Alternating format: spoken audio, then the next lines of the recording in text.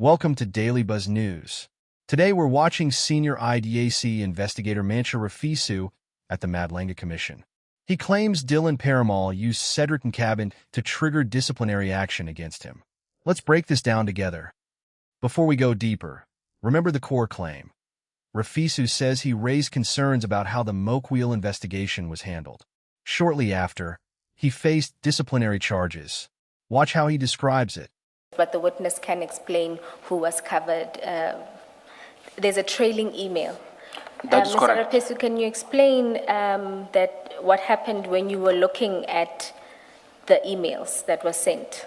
That is correct. When I was looking at the emails, there is a trail that shows that this email was sent already to Advocate Johnson. By Mr. O'Sullivan. But by Mr. O'Sullivan, yes. Date? At first I thought it's 5 December, but it should be 5th of January. But you say that email trail is somewhere, so it can be provided. No, on the laptop it shows, it's there. During lunch? Yes, Ms. Nube is just trying to see if we can project it quickly, but it does copy the ID and General Sibia on the 5th of January 2025. But we will That is correct. ensure that copies are provided. When Ms. Johnson said to us, as she testified, that she has never had any dealings with Mr. O'Sullivan relating to these matters, the Mokwele matter in particular, I think that's what she was asked. According to those emails, that would not be correct because she would have received an email from him. That I can confirm that there is an email directed to her on the 5th, if I stand to be corrected. Okay. That one I can confirm. Thank you. Thank you. That should deal with your consultation with Mr. O'Sullivan. Did he? Ms. Bowe, maybe for the record, you referred to MRR. It's MRR5. Yeah, you referred to a directive from the minister, but the record doesn't know what you're talking about. Maybe for the record, you should say what is attached there. Attached to the email, perhaps the annexure MRR 13 is the directive of the minister relating to Crime Intelligence Ports of Entry and Political Killings Task Team, dated 31 December 2024. It's what we has been referred to in this commission as the disbandment letter. PKTT Correctly. disbandment letter. Precisely. And you say you got this from Mr. O'Sullivan. That is correct, Chair. Did he say where he got it from? No, he didn't say, Chair. Thank you. Chair, I'm advised that the attorneys do have that. I'm just going to ask them to hand that up so that you can have it quickly. It's relevant also for a different set of individuals.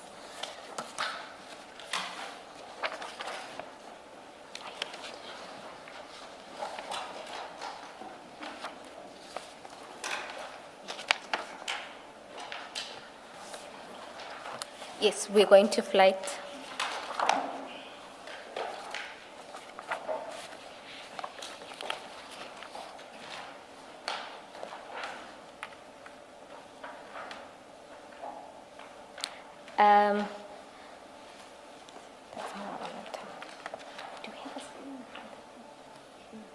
Oh, my apologies. I was confused. I didn't know we have the screen in front of the witness, so I was pleasantly surprised.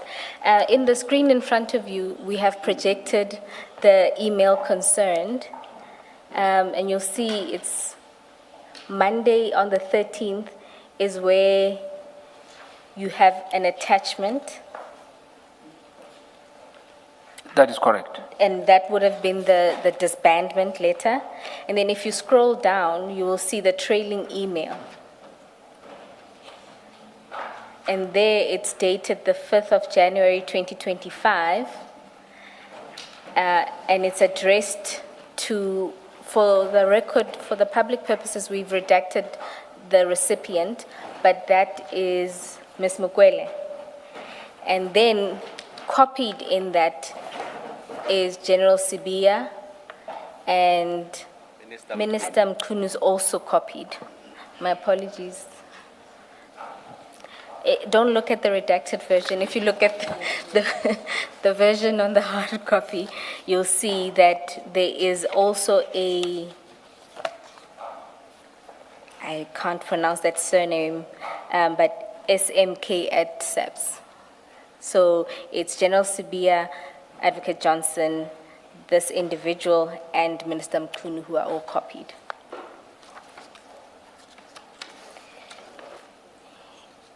And in it, I've been made to understand that this email in particular was dealt with at the time Mr. O'Sullivan was before the commission.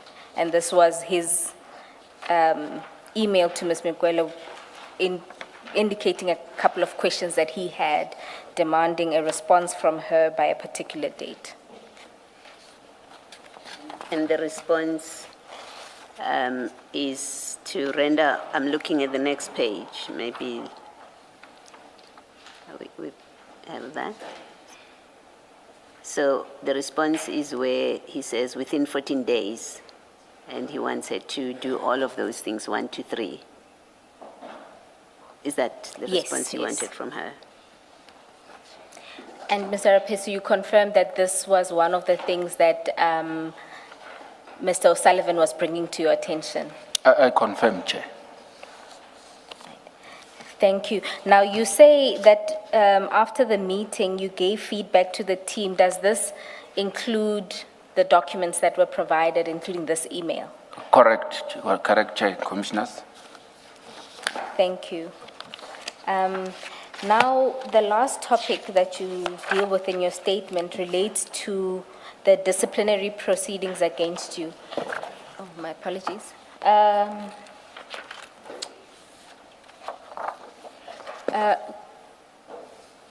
Correctly done, this is actually follows on to the first page of the cover page in MRR 13. So if you look at the bottom of the page, it'll say page 2, and this one that you just got will say page 3.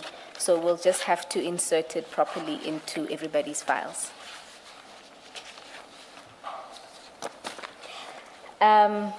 Then we can move to the disciplinary proceedings against you. Can you summarize what happened in this regard?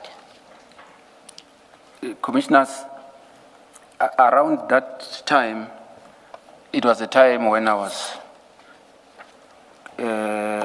questioning or refusing to work on this matter, and the chief was not happy that I was also indicating that they cannot do any of the investigation without informing me. So he took issue with that. So on the 10th of February. Listen carefully. On February 10th, 2025, he gets a notice accusing him of contacting Cedric Nkabinde and tipping him off about an investigation. He denies it completely. He even offered a polygraph in his phone. That offer was ignored. I was called to the head's office, Advocate Johnson. So on arrival, I was presented with the correspondence, or let me just call it a letter, that was addressed to me, indicating that disciplinary action has been instituted against me, and that I have 7 days to respond to the said letter. I was instructed to hand over everything that was in my possession, meaning I have to hand over all the dockets, documents, everything that was in my possession. I did do so I handed everything. Then I left the building. All right. On that paragraph, the letter that was sent to you is MRR6, which is at page 43. And just in sum, what were you being accused of? And in relation to what matter?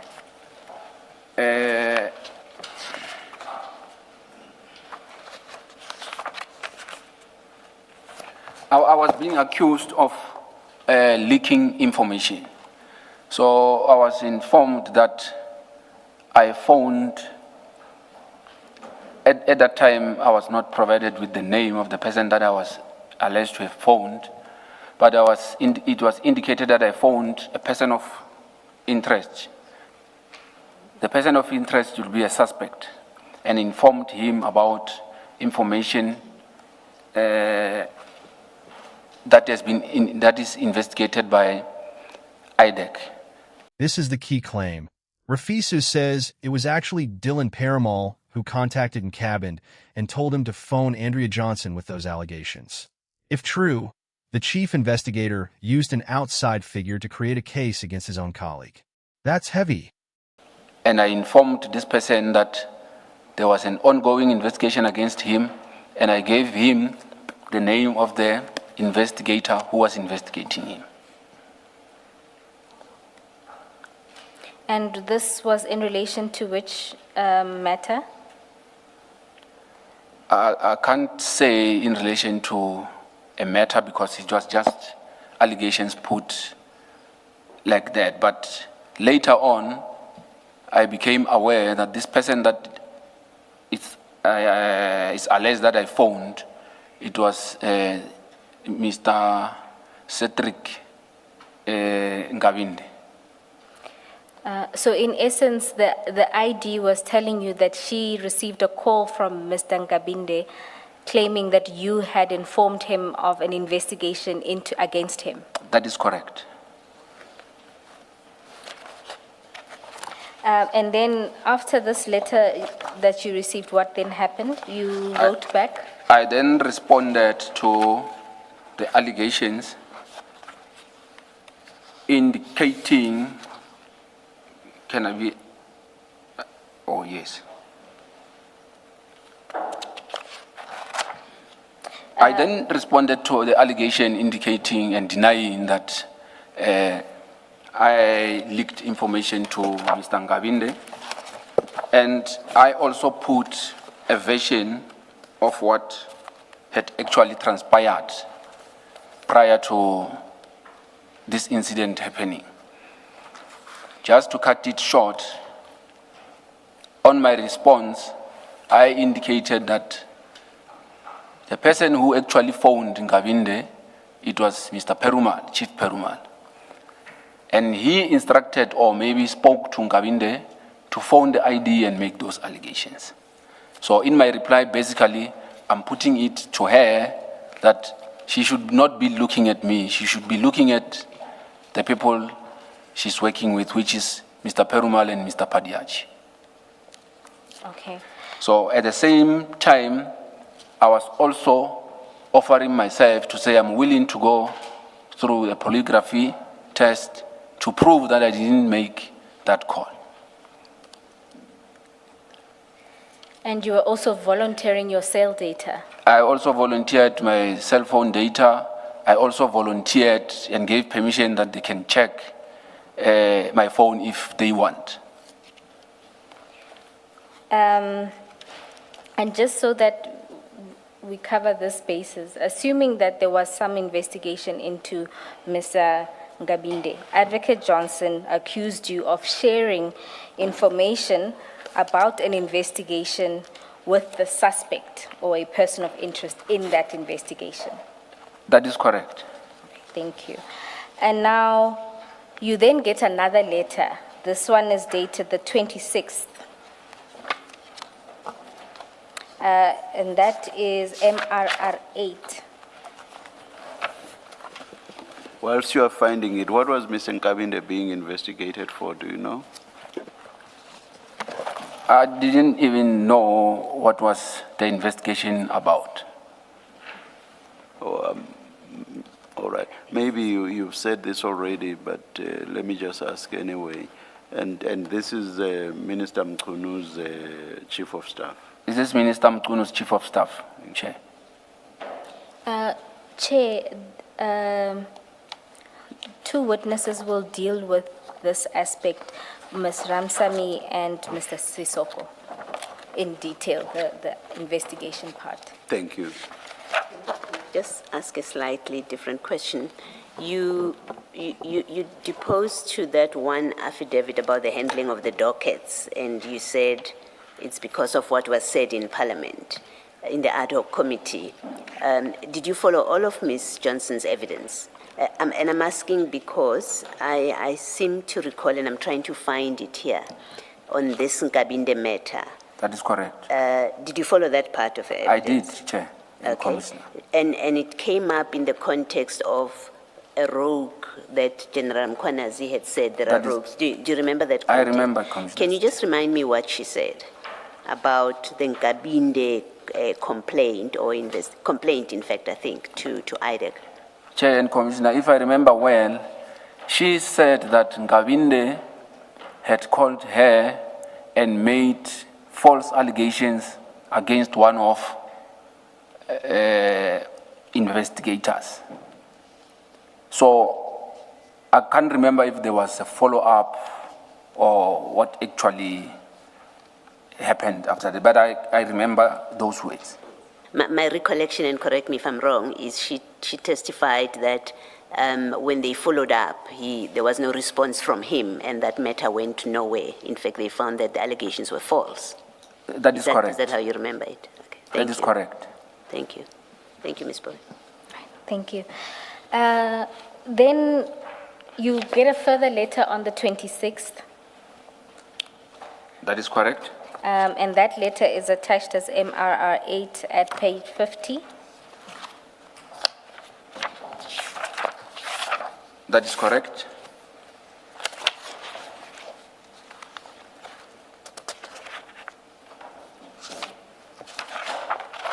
My apologies, I just missed that an affidavit that you did, which is MRR 9.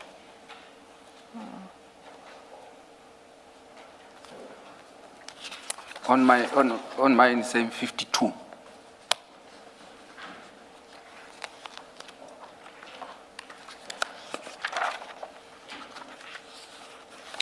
Yes. And there, in that affidavit, you again explained your position. In the affidavit, I'm explaining my position, and I'm also indicating that there were further charges or further accusations that were made. And I'm also denying those further allegations. Do you recall what the essence of those further allegations were? I think they will be contained in the letter that I received before. I don't know if it's attached.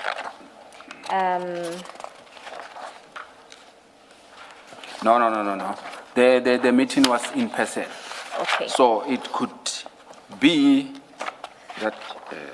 Is it where you say you attended a meeting on the 2nd of April 2025? That is correct. And that is at paragraph 3 on page 52. 52. That is correct. And what was the essence of those new allegations or additional allegations? In fact, they were just trying to substantiate and to put more information that will try to indicate that it was indeed me who phoned, and they were trying to supplement it further to qualify that I'm actually the person who contacted Mr. Nkabinde. Okay, and in that paragraph 3, you say there that you were informed also that Mr. Mbalo, who was the investigator of this issue, was Yes. appointed as an investigator on this matter, I was also informed that Mr. Mbalo tried in vain to obtain an affidavit from the person who called the ID, which I was informed that it was Mr. Cedric Nkabinde, who is currently working as the staff officer in the Minister of Police. So they told you that they were not even able to obtain a statement from Mr. Nkabinde. Yes, there's one of the reasons why I requested that he provide an affidavit. I knew that he will not provide because this thing was just concocted. It was just fabricated to look like it's legit. So I requested that he put an affidavit so that he can put, I can't use. You can say it in whatever way. We are multilingual. No, I wanted him to bind himself legally that he's saying that I did that so that he can have consequences. So, but he refused to write the affidavit. And also, I need to indicate that Mr. Mbalo, he's from East London with Mr. Perumal. So the fact that they put him as an IO on this matter, it then meant that obviously Chief Perumal will be guiding the investigation. So it then means that Mr. Perumal will be a referee and a player in this process. So why I'm saying that is he's actually a complainant because he's the one that said Nkabinde must phone. He's also a witness because when the phone was made, he was with the head of the office, Andrea Johnson. He's also a suspect because he's the one that orchestrated this thing. Also, he's now the IO again. He says he wants to open a criminal case and has asked the commission for help so the matter doesn't land in the wrong hands. That request itself shows how little trust is left. Of the same matter. Okay. Besides coming from the same town or city, were they close? They were very not close. I'm asking because I'm not close to everybody who comes from my hometown. Actually, just to give context, Mr. Mbalo was a TRT member. He was one of the guards of Chief Perumal. So eventually, he became the investigator. He's now working under Chief Perumal. So you can see from there that they are very close. No, that answers me. Thank you. Do you know when this investigation started into you, or when the call was made? I did not even know the date, the time, or the duration of the call, because Nkabinde told them straight that actually when Mbalo indicated to me that he requested that information from Nkabinde, Mr. Nkabinde told them that he can't remember when the call was made. And it's recorded on my affidavit that this is what Mbalo said to me. So as things stands, I don't have the date of the call. I don't have the date in the form of hours, minutes, or seconds. I don't even know the duration of that call. It was never put to me that on this date I did this. I don't know when that call was made. And are you aware when the ID launched an investigation into you? I will presume that on that day that I was informed, on the day that I was informed that Mr. Mbalo is the IO, I presumed that that was the start. Okay. Ms. Pewa, if you look at page 43, if you hadn't, and you have from paragraph 7 there, and 8, 9, that's Ms. Johnson. Maybe you want to put it to the witness, it might refresh what discussion they had. This doesn't stand alone. It fits into the bigger questions the commission is examining. Project diversion, disputed statements, and how high-profile investigations were handled under Andrea Johnson and Dylan Perumal. One man's testimony, yes, but it raises serious institutional questions. So now if you go to page 43 at paragraph 7, Correct? you'll see there in the letter, Advocate Johnson records that she started receiving the calls on the 29th. You see that? That is correct. And that it's only on the 30th when Yes. she got an opportunity to speak with that person. That is correct, but also these dates relates to the dates when she received a call, allegedly received a call from Nkabinde. The actual call to Nkabinde, no one is talking about it, where he's alleging that he received a call from myself. That's the story Mantsha Raphesu put on record. A senior investigator who says he was targeted after speaking up and who claims Perumal used Cedric Nkabinde to pull the trigger. Whether it holds up under further scrutiny remains to be seen, but the questions won't disappear. What do you make of this testimony? Drop your thoughts below. Like and share if this breakdown helped. I'll be back with more from the Commission. Stay sharp.